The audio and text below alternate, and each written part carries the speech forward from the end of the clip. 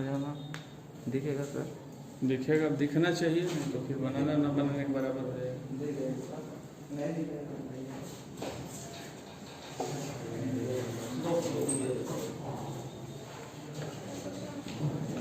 Question number recording on है इसका? Yes sir.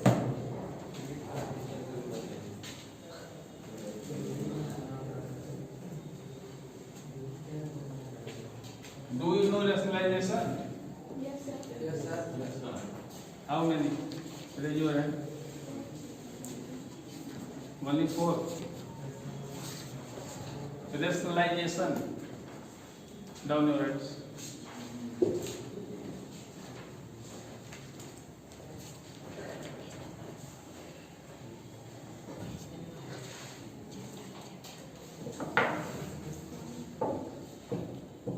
ये क्वेश्चन नहीं है लोगों को,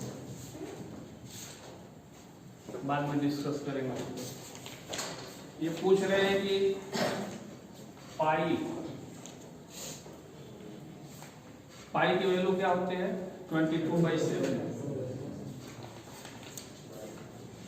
और it is equal to 3.14, but this is not accurate value of pi always a ratio between circumference and diameter of a circle. Pi is defined as, पाई का definition ऐसे दिया गया है कि अगर कोई भी सर्कल ड्रा करते हैं तो सर्कल का सर्कमफ्रेंस और उसके डायमीटर का जो रेशियो होता है उसी को हम लोग क्या कहते हैं? पाई। जैसे सर्कमफ्रेंस इक्वल टू क्या होता है? 2πr। आज इसको हम लोग लिख सकते हैं पाई इंटू 2r। 2r लिख सकते हैं, और 2r इक्वल टू क्या होता है? Diameter d। इसको हम लोग लिख सकते हैं pi into d। r pi equal to हम लोग लिख सकते हैं सर्कमफ्रेंस अपॉन डायमीटर। पाई हमेशा क्या होता है? सर्कमफ्रेंस और डायमीटर की जो रेशियो होती है उसी वैल्यू को हम लोग क्या कहते हैं? पाई कहते हैं।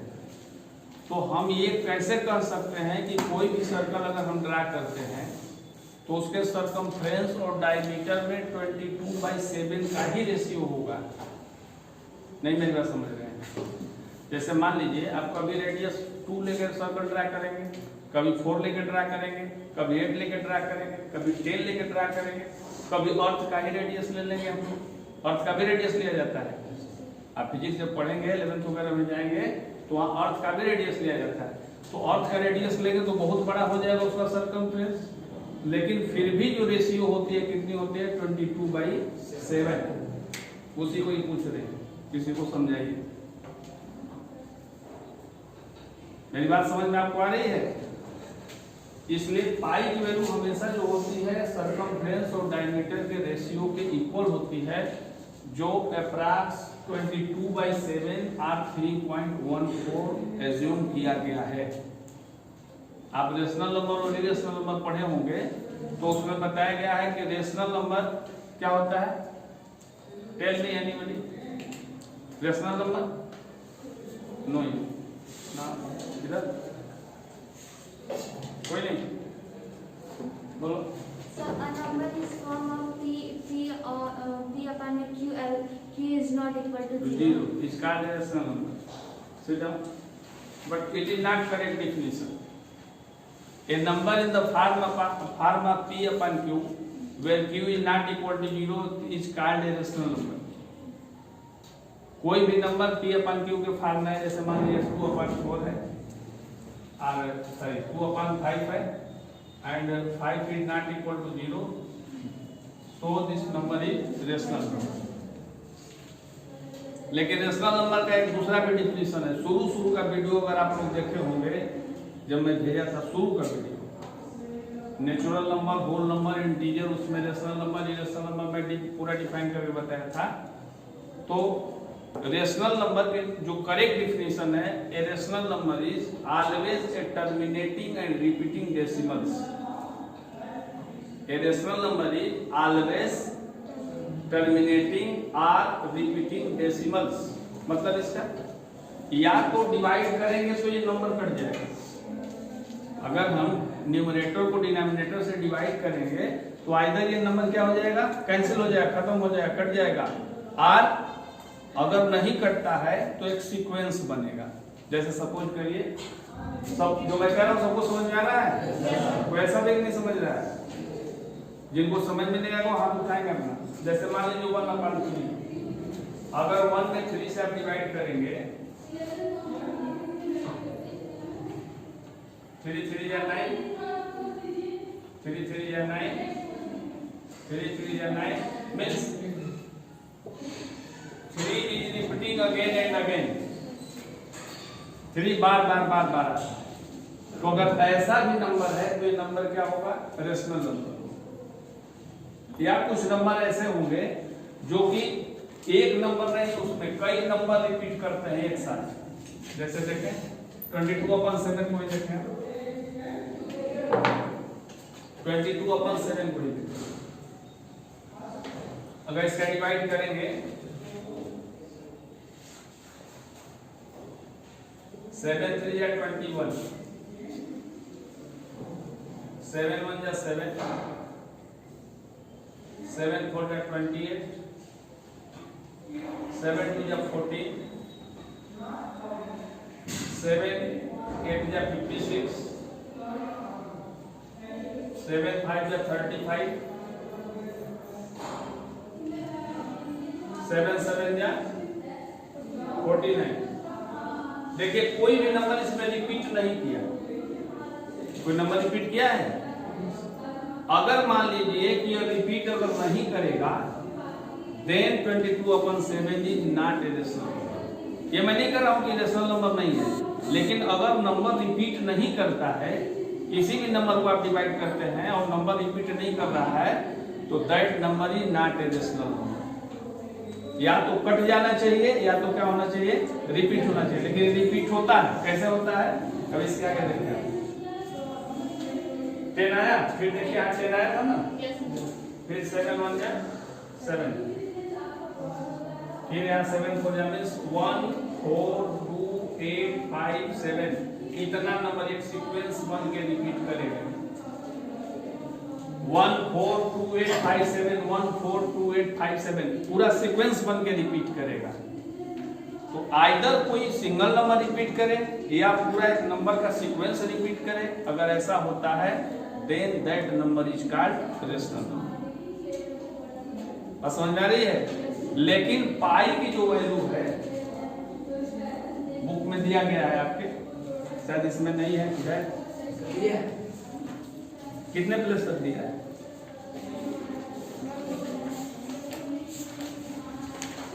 हमको लगता है 10th की बुक में है।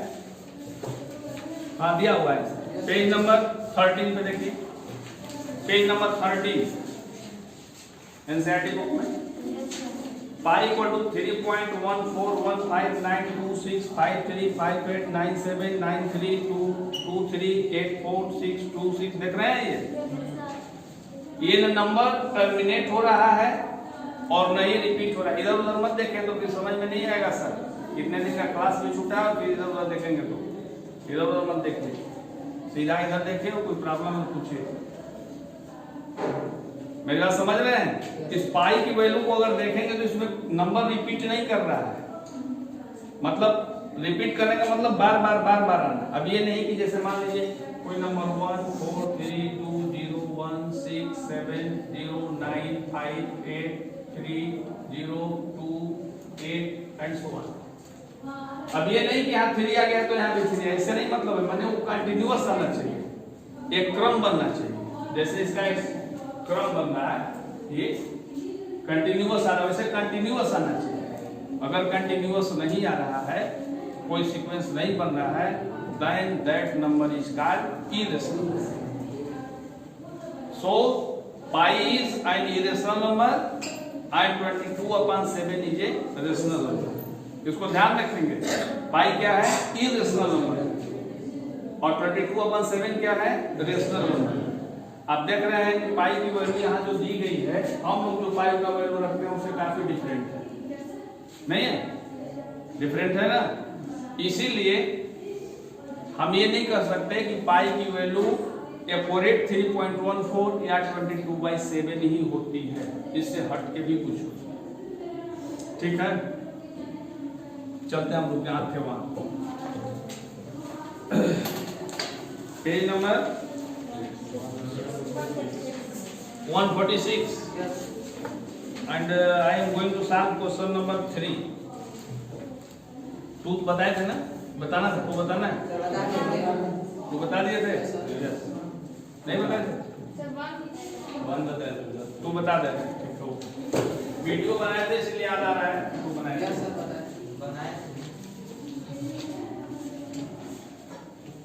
चलिए क्वेश्चन नंबर 2 देखते हैं क्या है, एक बार और बताते हैं। If the diagonals of a parallelogram are equal then show that it is a rectangle. If the diagonals of a parallelogram are equal then prove that it is a rectangle. Parallelogram की property है, इस रो में कोई बताएगा parallelogram किसको कहते हैं? कैसे तुम लोग को समझाना हो? साइड नहीं, opposite sides are parallel and equal and any other thing नहीं, it's diagonals bisect each other, it diagonals bisect each other, इसके डायगोनल एक दूसरे को बाइसेक्ट करते माने इक्वल पार्ट में डिवाइड करते हैं and opposite angles are also equal, और इसके अपोजिट एंगल भी आपस में क्या होते हैं? Equal. Good, sit down. Look, let ABCD is a rectangle, sorry parallelogram. ये देखने में है रेक्टेंगल की तरह, क्योंकि लास्ट में हम लोग को इसको रेक्टेंगल प्रूव करना है, इसलिए मैं फिगर रेक्टेंगल का ही बना रहा हूं। लेकिन हम इसको मानेंगे, शुरू में जो करेंगे, let ABCD be a parallelogram, parallelogram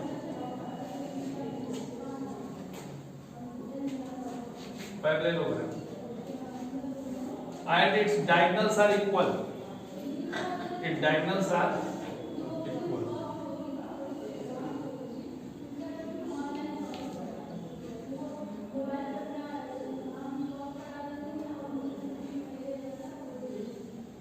Its diagonals are equal.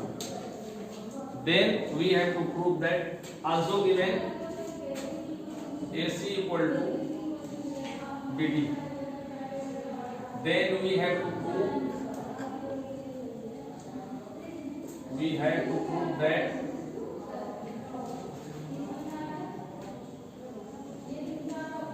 ABCD is a rectangle.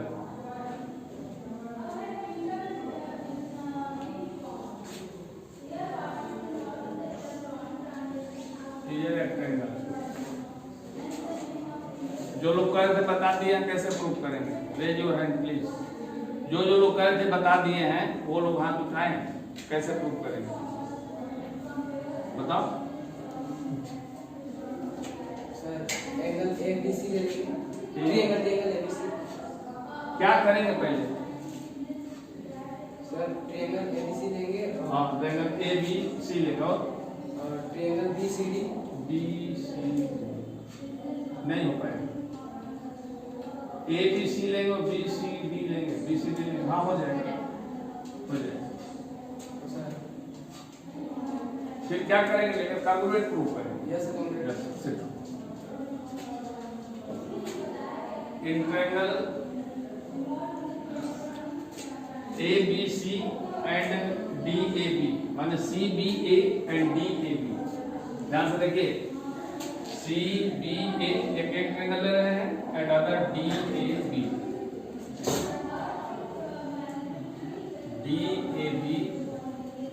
And CBA, ठीक है? Since ABCD is a parallelogram, therefore AD equal to BC। Parallelogram में अपोजिट साइड इक्वल होगी, therefore AD equal to BC given and diagonals are also equal, diagonal भी equal दिया गया है, means AC equal to BD दिया गया है, therefore BD equal to BD equal to AC also given and AB देखेंगे तो दोनों ट्रायंगल में कॉमन है, AB के ही दोनों है, दोनों का बेस AB है, therefore AB equal to AB common है।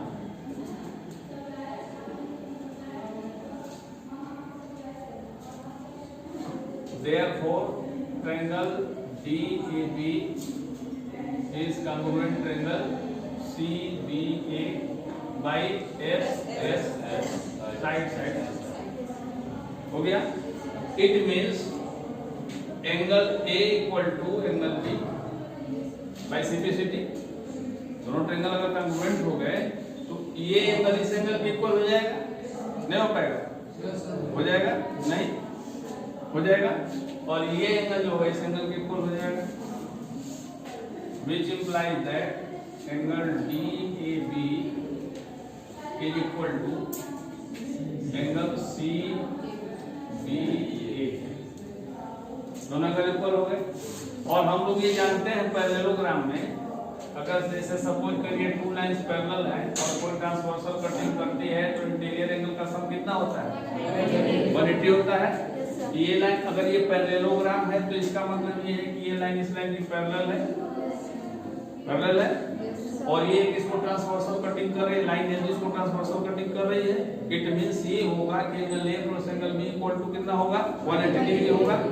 बट इसको मान लेते हैं हम लोग x,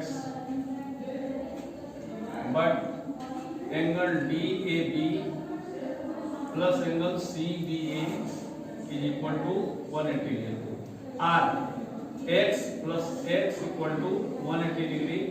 R 2x equal to 180 degree. R x equal to 90 degree. R angle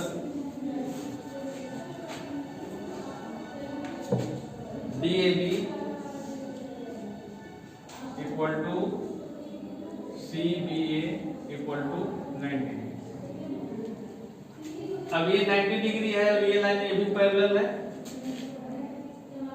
ये भी तो पैरेलल है ना, पैरेललोग्राम है।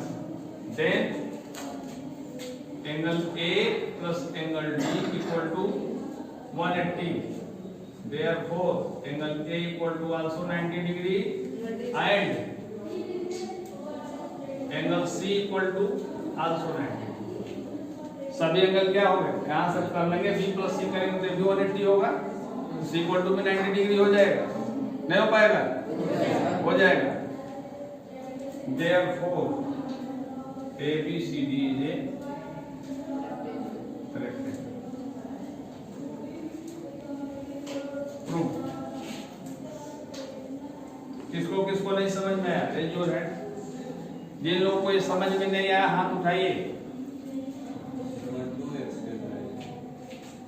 ये एंगल इस एंगल के इक्वल है, ये भी x के इक्वल है, ये भी x के इक्वल है। x प्लस x ऐड कर देंगे तो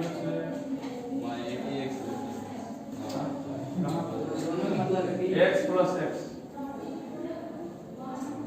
कितना होगा? और 2 का इधर डिवाइड किया तो यहाँ x। चलिए किसी को कोई प्रॉब्लम नहीं। Means you all are very intelligent student.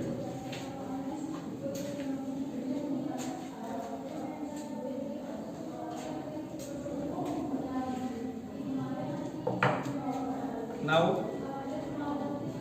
question number 3. So that if the diagonals of a quadrilateral bisect each other at right angles, then it is a rhombus.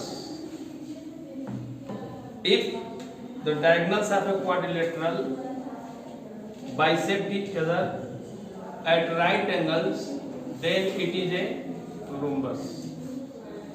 समझ आ रहा है क्या कह रहा है? अगर किसी क्वाड्रिलेटरल के डायगोनल 90 डिग्री पे बाइसेक्ट कर रहे हैं तो क्वाड्रिलेटरल क्या होगा? सपोज करिए लेट मैं बना रहा हूं रोम्बस, लिखूंगा इसको quadrilateral.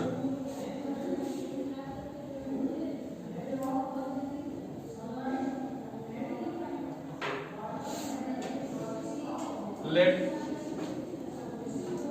ABCD is a quadrilateral in which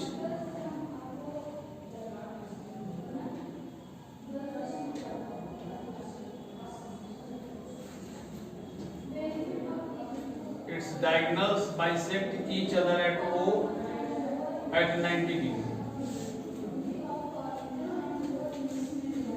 Then we have to prove that ABCD is a rhombus. कोई बता सकता है कैसे करेंगे? बोलिए। दो ट्रायंगल लेंगे।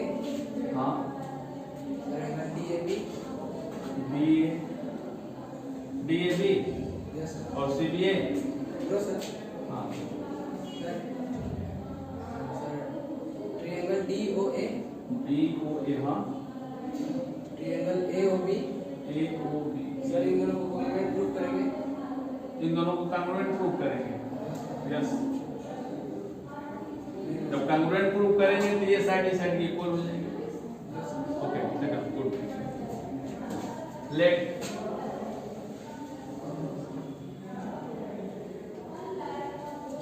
ABCD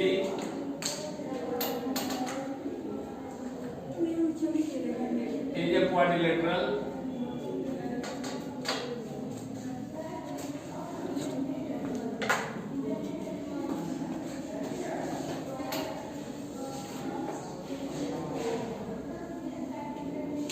and its diagonals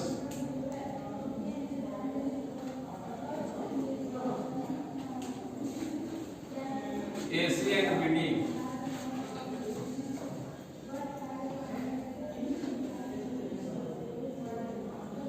bisect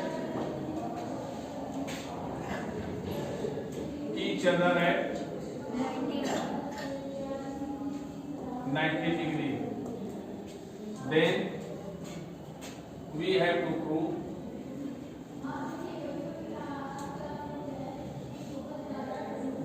prove that ABCD is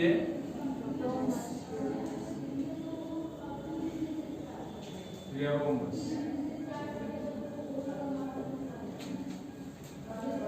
चलिए, now in triangle AOB and AOD.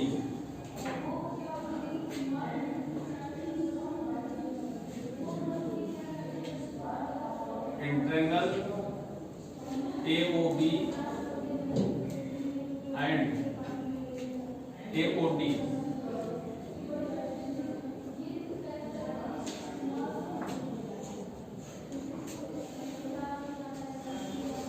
OB equal to OD given, ये दिया गया है कि ये बाइसेक्ट करते हैं, ये बाइसेक्ट करते हैं, ठीक है। Then OB equal to OD and angle AOB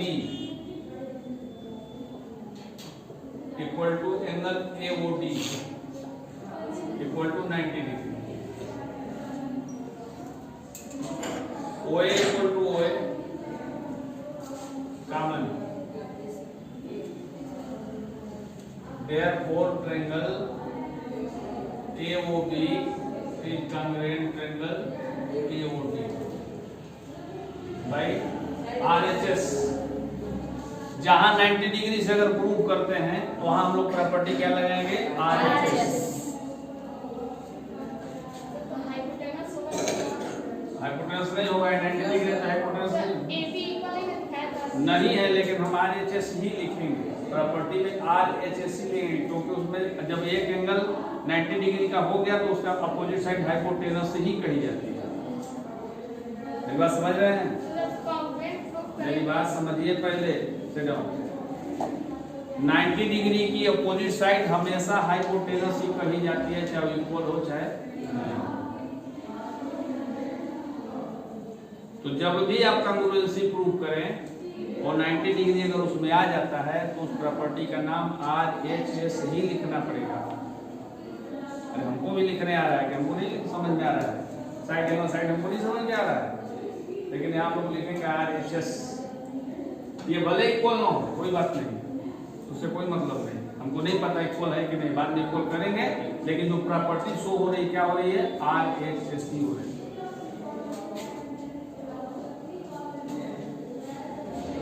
Which implies that AB equal to AD CPC। ये दोनों ट्रायंगल कॉन्ग्रुएंट हो गए, इट मींस क्या होगा, ये साइड इस साइड की इक्वल। अब एक बार हम लोग को और करना पड़ेगा, तब होगा, सिमिलरली लिखने से काम नहीं चलेगा। फिर हम इस ट्रायंगल को इस ट्रायंगल को लेंगे, समझ रहे हैं, और एक बार इसको और इसको फिर देंगे। यस सर, तभी अगर मान लीजिए कि ये साइड इस साइड की इक्वल हो जाएगी तो ये अटक के रह जाएगी, फिर ये साइड इक्वल होगी ना, मेरी बात नहीं समझ रहे। जैसे ये दो साइड इक्वल हो गई, अब इस ट्रायंगल को इस ट्रायंगल को लेंगे तो हमको फिर प्रूव कर देंगे कि AB इक्वल टू BC हो गया। अब उतने पर अगर छोड़ देंगे तो CD कहाँ इक्वल हुआ, नहीं हुआ, तो फिर हम इस ट्रायंगल और इस ट्रायंगल को लेंगे, इस ट्रायंगल को लेंगे, उसी तरह कॉन्ग्रुएंट प्रूव करेंगे, then BC equal to CD मिल जाएगा। Similarly we can prove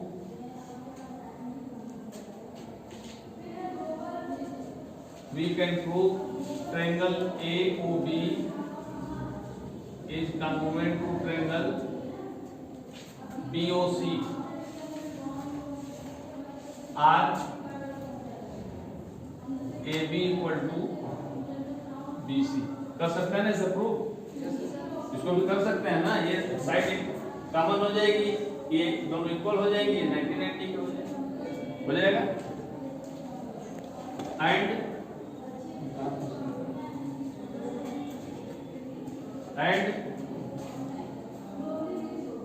triangle BOC is congruent to triangle DOC are BC equal to CD, which implies that AB equal to BC equal to CD equal to D। Therefore ABCD is a room। ऐसे भी लिख देंगे तो कोई जरूरत नहीं काटेगा, वो समझ जाएगा कि हमने एक प्रूफ कर लिया तो बाकी प्रूफ कर देंगे, गलत नहीं है, ठीक है। एक कापी आप लोग कापी में जब लगाइएगा तो ऐसे लगाइएगा, जैसे लगाना है इसको प्रूफ कर लीजिएगा, फिर कम से कम इसको तो कर ही दीजिएगा, 2 बार ले लीजिएगा, इसके बाद सिमिलरली लिख दीजिएगा, ठीक है। कोई दिक्कत,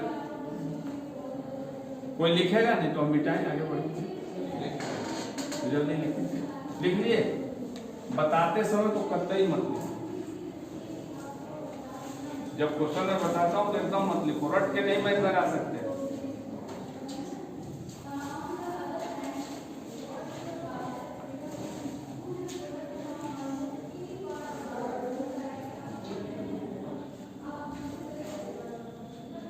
चलिए अब का कोई इधर का प्रॉब्लम देखते हैं हम लोग। क्वेश्चन नंबर 10, इधर का प्रूव करिएगा, जो नहीं आएगा पूछिएगा, ठीक है। हाँ ऑनेस्टली करिएगा, ये नहीं कि ट्यूशन कोचिंग के चक्कर में ट्यूशन में जाते हैं तो आप कुछ के मत, अपने से थोड़ा लगा के देखिएगा हमको आ रहा है कि नहीं आ रहा है, फिर तो मैं भी बताऊंगा या जहाँ पढ़ते हैं वो भी बताएंगे। इसलिए कोशिश ये रहे कि हम अपने से इसको प्रूव करें। कौन कौन मार्क्स नहीं लगाया,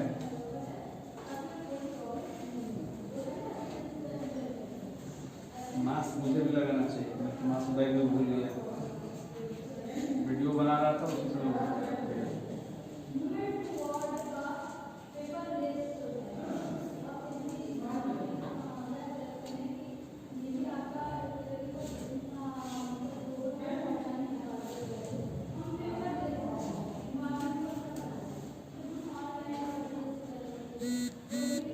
क्वेश्चन नंबर 10 जो मैं आपको बताने जा रहा हूँ, अगर आप CHS वगैरह का एग्जाम दिए होंगे, जो लोग दिए होंगे क्लास 9 के में एडमिशन के लिए, ऐसे क्वेश्चन अक्सर पूछे जाते हैं। इस टाइप के क्वेश्चन अक्सर पूछे जाएंगे। उसमें है या मान लीजिए नवोदय में है, सैनिक विद्यालय में, ऐसे क्वेश्चन जरूर पूछे जाते हैं बार बार। बस नंबर चेंज रहेगा, थोड़ा सा इधर उधर चेंज करने को, बाकी वैसे पूछते हैं।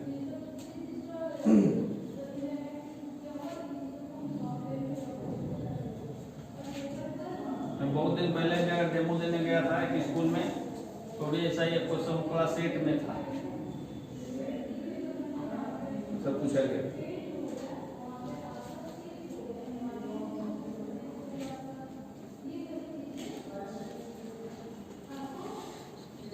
इसके बाद हम लोग पढ़ेंगे mid point theorem.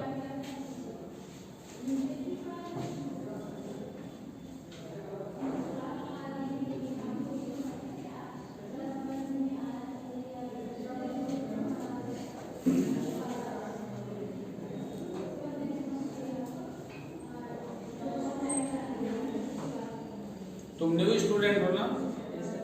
New student हो, लिख लिए इसको। एडमिशन कब का हुआ है? यहाँ एडमिशन किस महीने में हुआ है? मई में। वीडियो देखते हैं? नहीं देखते हैं। व्हाट्सएप ग्रुप से ऐड नहीं है? ऐड करवाइए अपना। कुछ लगाए हैं पहले का मैथ? कहाँ तक? कितना कितना बोले भाई? 1-2, chapter 1-2।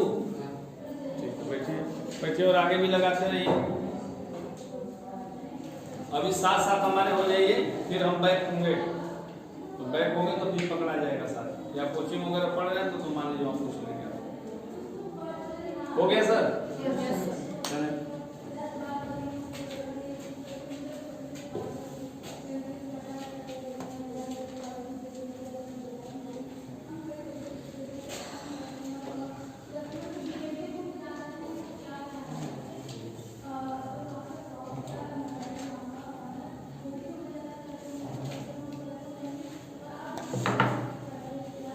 Now question number 10. ABCD is a parallelogram and AP and CQ are perpendicular from vertices A and C on diagonal BD. Then show that triangle APB is congruent to triangle CQD and AP is equal to CQ. ABCD is a parallelogram. Now draw the figure of parallelogram ABCD.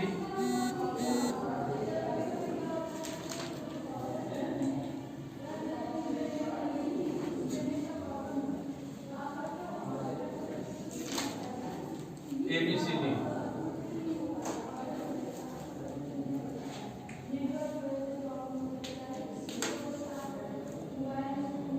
Join BD.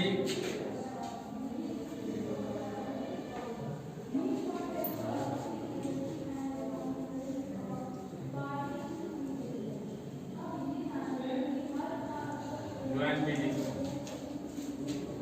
And perpendicular from A to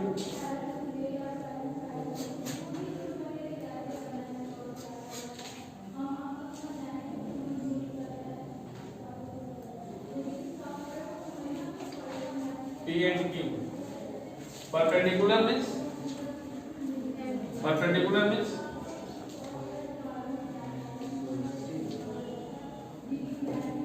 क्या बोले? 90 degree मतलब किसी line पे अगर perpendicular draw किया जाए, जैसे ये लाइन L है, अगर इस पर M परपेंडिकुलर ड्रा किया जाए तो इट मींस L और M के बीच में जो एंगल बनेंगे 90 degree. Any line that intersect other line at 90 degree is called perpendicular. अगर कोई लाइन दूसरी लाइन पे लाइन को इंटरसेक्ट 90 डिग्री पे करती है, then it is called perpendicular and both are perpendicular to each other. means L is perpendicular, M is perpendicular to L and L is perpendicular to M. ठीक है, perpendicular means 90 degree. Then we have to prove that triangle APB is congruent to triangle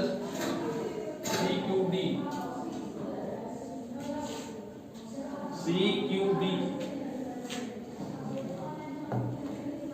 इसको कौन कौन लोग prove कर सकते हैं?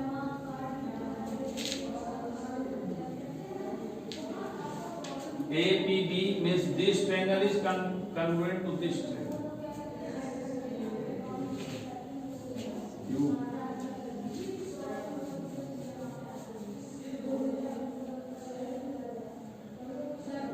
हाँ बोलो. Angle CDB is equal to. Wait 1 minute.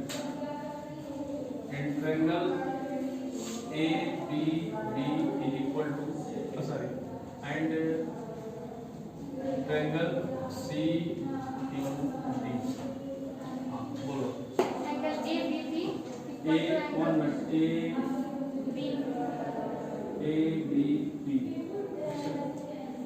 Angle ABB equal to angle CDB. angle CDB. कौन सा एंगल? CDQ.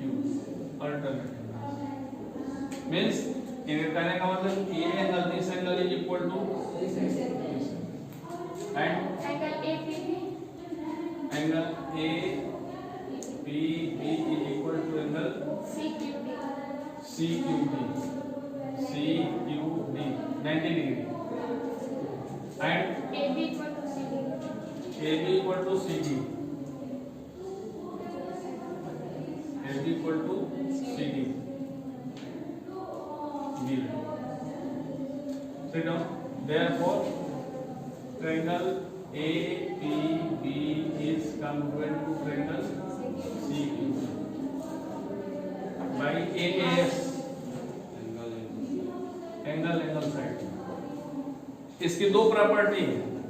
एंगल की दो प्रॉपर्टी है, AAS and angle side angle. बात समझ रहे हैं आप लोग? ये जो एग्जाम दिए थे हाफ ईयरली, मुझे याद है एक क्वेश्चन था कि कॉन्ग्रुएंसी की कौन सी प्रॉपर्टी नहीं है. SSSSA ये प्रॉपर्टी नहीं है. SAS प्रॉपर्टी है, साइड एंगल साइड प्रॉपर्टी है, लेकिन साइड एंगल प्रॉपर्टी नहीं है. तो साइड एंगल और साइड एंगल साइड में क्या डिफरेंस है? टू साइड यहाँ भी है, टू साइड यहाँ भी है. डिफरेंस क्या है? दोनों साइड के बीच में angle. Yes sir, included angle होना चाहिए. मींस दोनों साइड के बीच वाला एंगल लेंगे हम. ये नहीं कि कोई दो साइड ले लें कोई एक एंगल ले लेंगे, ऐसा नहीं होगा. दोनों साइड के बीच के एंगल लेंगे, साइड एंगल साइड लेंगे. लेकिन एंगल साइड में क्या है कि आप AAS भी लिख सकते हैं या इसको ASA भी लिख सकते हैं. कोई दो एंगल ले सकते हैं, वन साइड ले सकते हैं, या angle side then angle means दोनों एंगल के बीच का भी साइड ले सकते हैं. Again second part, AP equal to CQ. AP equal to CQ.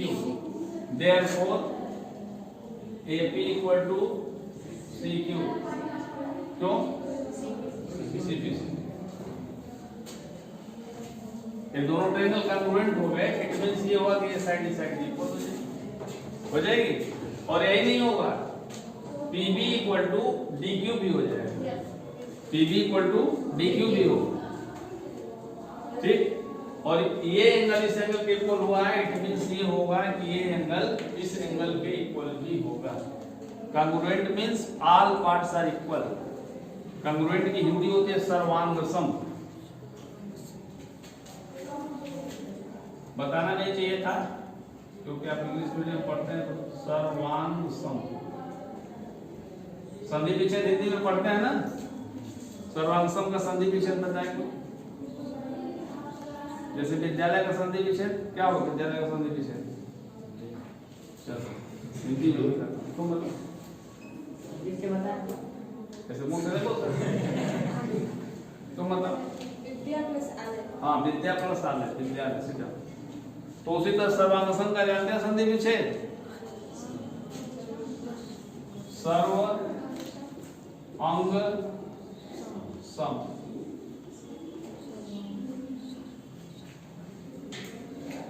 सर्व अंग सम, all parts are equal, then the body is called congruent to each other।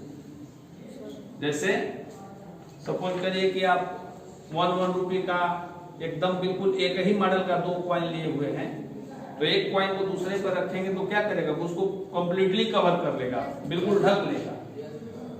तो हम कहेंगे कि दोनों कॉइन आपस में क्या है, कॉन्ग्रुएंट है। उसी तरह से अगर 2 सर्कल्स हो, उनकी रेडियस अगर इक्वल है तो दोनों सर्कल जो होंगे क्या होंगे, कॉन्ग्रुएंट। कॉन्ग्रुएंट का मतलब बिल्कुल हूबहू सेम सेम, उसमें कोई डिफरेंस ना हो। इसीलिए जब हम लोग कॉन्ग्रुएंट प्रूव कर लेते हैं तो आल बाकी जो उसके पार्ट्स बचते हैं अपने आप क्या हो जाते हैं, इक्वल हो जाते हैं। यस, लिखना नहीं ना किसी को।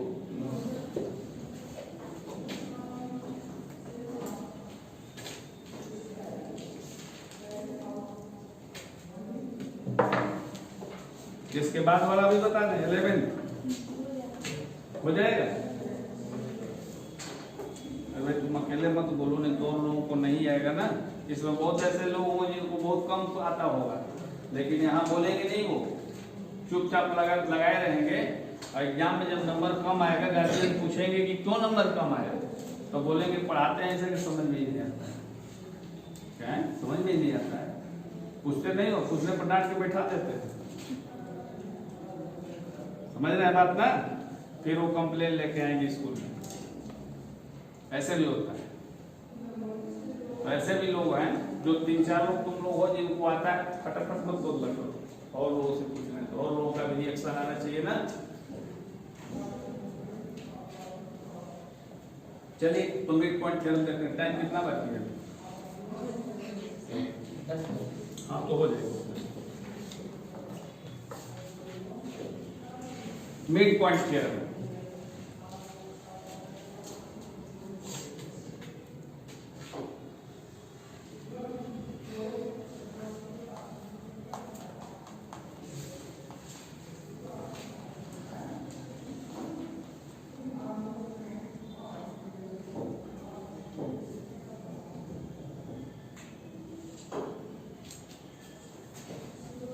let ABCD is a triangle and the midpoint of AB is D and midpoint of AC is E. Then this theorem tells line joining the midpoint of 2 sides of a triangle is parallel to the third side and half of it.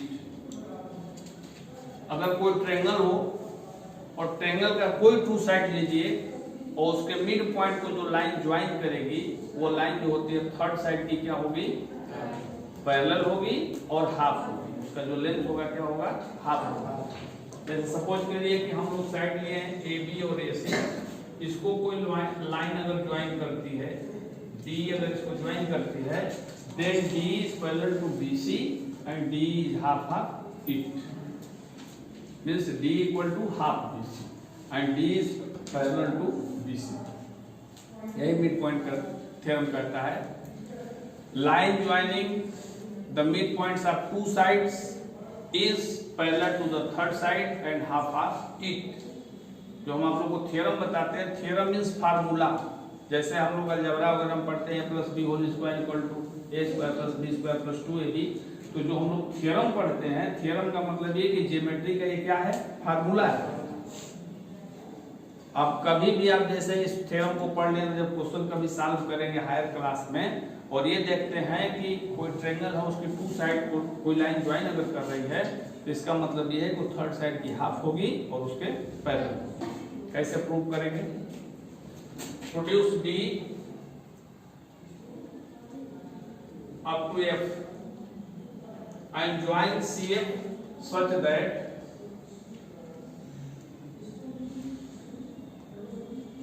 CF is parallel to AB। हम D को produce करेंगे और CF को भी produce करेंगे। इस तरह से प्रोड्यूस करेंगे कि CF को AB का क्या होना चाहिए, पैरेलल होना चाहिए, और जहां इंटरसेक्ट करेंगे वही F पॉइंट होगा। ठीक है, late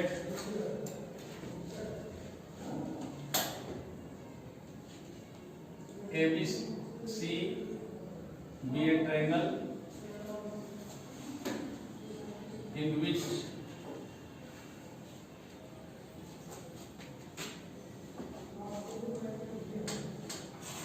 D and E are midpoints are D and E are midpoints of AB and AC. AB and AC. Then we have to prove D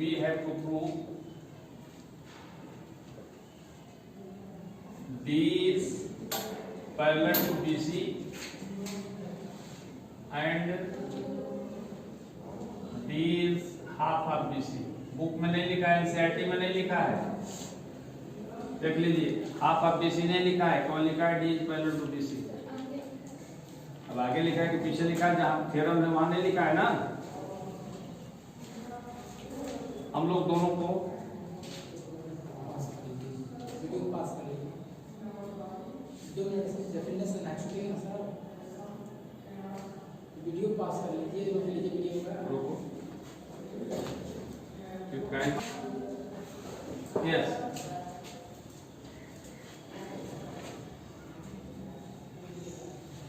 look, in triangle our construction लिख लेंगे यहाँ पर। Produce D 2F and join CF such that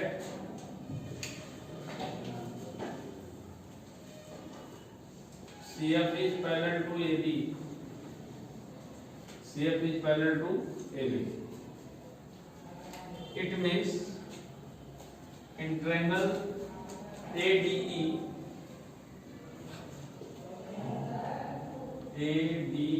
and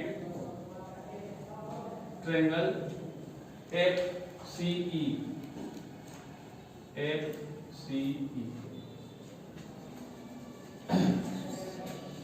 this side is equal to this side given and this side is equal this angle is equal to this angle, vertically opposite angle, and also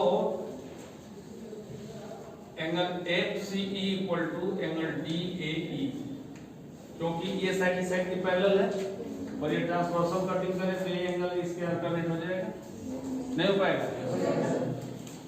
then AE equal to C given and angle AED equal to angle FEC vertically opposite angles, and angle DAE equal to FCE alternate। Therefore triangle ADE is congruent triangle FCE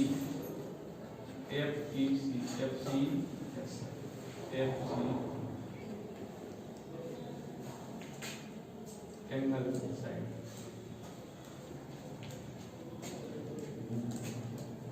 which implies that FC equal to AD हो जाएगा क्या? ये side जो होगी इस side equal हो जाएगी, नहीं हो पाएगी? ये जब दोनों ट्रायंगल कांग्रुएंट हो गए और ये एंगल इस एंगल की अपोजिट साइड और इस एंगल के अपोजिट साइड, जब दोनों एंगल आपस में इक्वल है तो इस साइड आपस में इक्वल हो जाएगी, हो जाएगा। And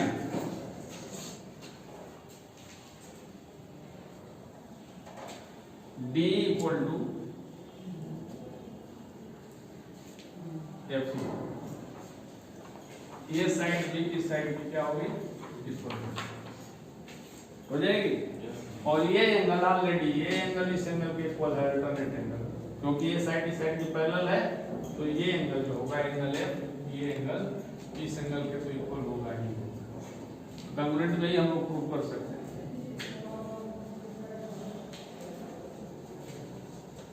angle CFE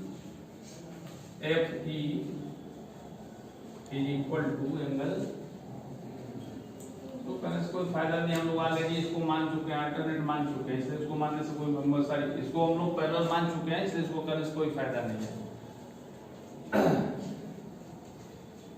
Therefore BCFD is a parallelogram. कैसे कैसे पैरेललोग्राम हो गया बताइए? Sir CF equal to AD और AD इक्वल टू BD, क्योंकि ये CF FC equal to AD है और AD इक्वल टू क्या है? BD है। इट मींस ये साइड इस साइड इक्वल हो गई, नहीं हुई? हो गई। और a pair of side are parallel and equal, then it forms a parallelogram. अगर पेयर ऑफ साइड क्या हो, पैरेलल हो और इक्वल हो, तो क्या फॉर्म करती हैं? एक पैरेललोग्राम। हम लोग पढ़े ना पहले का।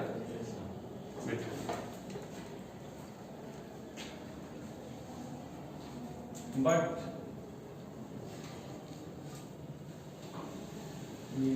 लिख लें तो फिर उसी को लिखना पड़ेगा। Or DF is parallel to BC R DE is parallel to BC। DF इसके पैरेलल होगा BC के, पैरेललोग्राम होगा तो या तो DF होगा, या तो DF अगर पैरेलल होगा तो DE भी इसका पैरेलल होगा। यही हम लोग को प्रूव करना था first part. D is parallel to BC and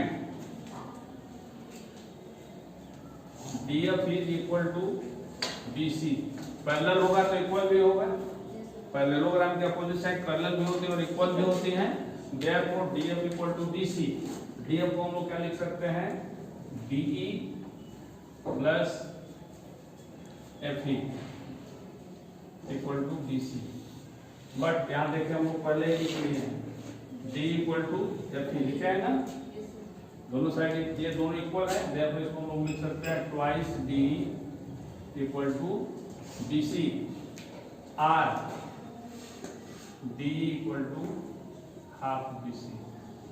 इस 2 का डिवाइड कर देंगे इधर, हाफ BC हो जाएगा। ये भी प्रूव हो गया। तो D is parallel to BC and D equal to half BC। यही हम लोग को समझ में आया? समझ में आया? ये थ्योरम जितना दिन आप पढ़ेंगे, जितना दिन आप पढ़ते रहेंगे, ये आपको समय समय से मिलता रहेगा। इसलिए इसको अच्छा से पढ़ेंगे, घर पे भी जाके एक आध बार इसको अपने से फिगर बना के ड्रा करेंगे, बुक में दिया भी है, और करेंगे उसको। फिर अगर प्रॉब्लम होगा तो फिर आप मुझसे पूछ सकते हैं।